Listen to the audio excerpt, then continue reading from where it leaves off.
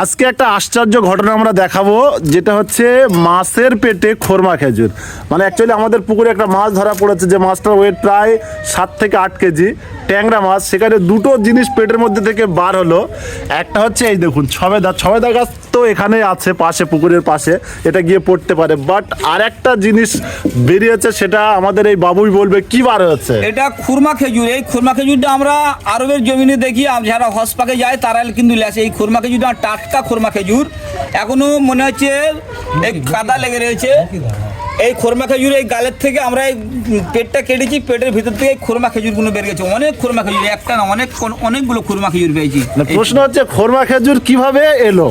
এইটাই তো, এটা আল্লাহর কি কুদরত আমরা কল্পনা করতে পারছি না। এটা আল্লাহর কি কুদরত আমরা কল্পনা করছি না, যে মাছের পেটে খুরমা খেজুর কিভাবে এলো। তো অনেক লোক দেখতেছে, কত লোক দেখতেছে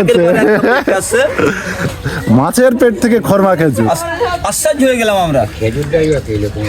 সেইটা তো, খেজুরটা এলো কোথা থেকে?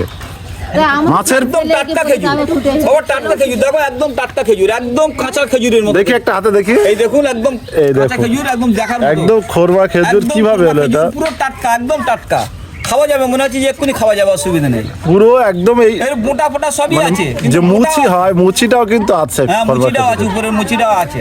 কি আশ্চর্য ঘটনা! মানে এই খোরমা খেজুর এলো কোথা থেকে? এটা হচ্ছে আল্লাহর কুদরত, এটা হচ্ছে আল্লাহর কুদরত। মাছের পেটে ইউনুস নবী ছিল কতদিন? 41 দিন।